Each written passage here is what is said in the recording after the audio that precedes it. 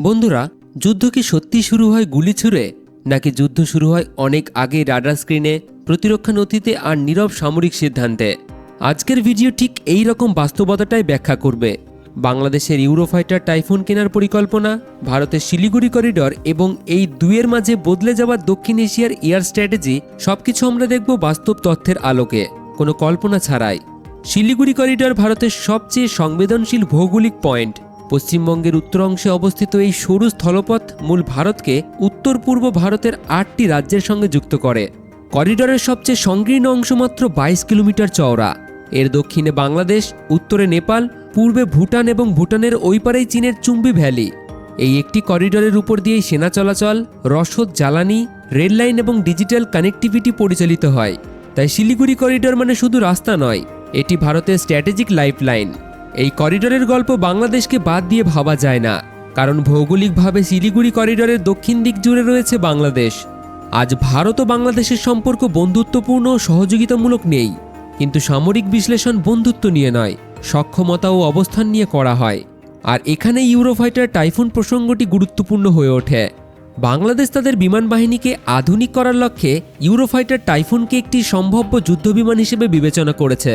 Eurofighter typhoon একটি 4.5 generation multirole fighter jet, যার প্রধান শক্তি আধুনিক AESA রাডার, দীর্ঘপাল্লার বিয়ন্ড ভিজুয়াল রেঞ্জ মিসাইল, একই সঙ্গে একাধিক লক্ষ্য শনাক্ত করার ক্ষমতা এবং দ্রুত সিদ্ধান্ত নেওয়ার সক্ষমতা।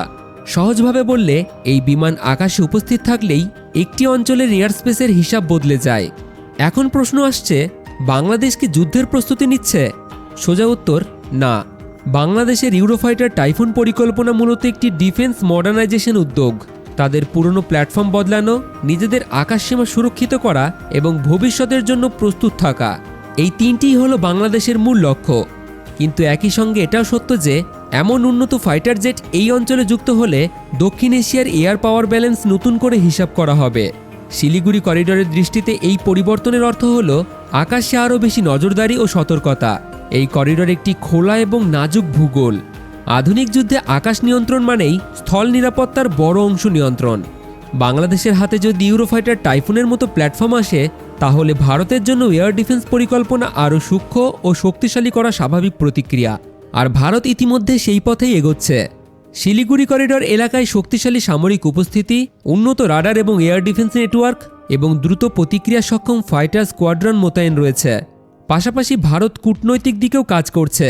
বাংলাদেশের সঙ্গে ট্রানজিট ও কানেক্টিভিটি চুক্তি বাড়িয়ে বিকল্প রুট ব্যবহার করা হচ্ছে, যাতে এই একটিমাত্র করিডরের উপর অতিরিক্ত চাপ না থাকে। ভারতের কৌশল পরিষ্কার, ডিটারেন্স এবং ডিপ্লোমেসি একসাথে। তাহলে কি নতুন কোনো যুদ্ধের ইঙ্গিত আছে? বাস্তব তথ্য বলছে না, এই মুহূর্তে নতুন যুদ্ধের কোনো সরাসরি সংকেত নেই। তবে এটাও সত্য যে এয়ার পাওয়ার ব্যালেন্স ধীরে ধীরে বদলাচ্ছে। আর যেখানে ব্যালেন্স বদলায়, সেখানে নজরদারি বাড়ে, প্রস্তুতি বাড়ে, কিন্তু তা যুদ্ধ মানেই নয়। সব মিলিয়ে বলা যায়, বাংলাদেশের ইউরোফাইটার টাইফুন পরিকল্পনা, শিলিগুড়ি করিডরের ভূগোল এবং ভারতের নিরাপত্তা কৌশল, এই তিনটি মিলিয়ে দক্ষিণ এশিয়ার একটি নতুন সতর্ক বাস্তবতা তৈরি হচ্ছে। আর এটি ভয়ের গল্প নয়, এটি আধুনিক স্ট্র্যাটেজির বাস্তব চিত্র। কারণ আজকের যুদ্ধে প্রথম গুলি নয়, প্রথম সিদ্ধান্ত শেষ কথা। তো বন্ধুরা, আপনাদের কি মতামত? বাংলাদেশ কেন এরকম ফাইটার জেট কিনছে? কমেন্টে আপনাদের মতামত অবশ্যই জানাবেন। ভিডিওটি ভালো লাগলে একটি লাইক করে শেয়ার করে দিন এবং আমাদের চ্যানেলের সাথে জুড়ে থাকার জন্য চ্যানেলটিকে সাবস্ক্রাইব করুন।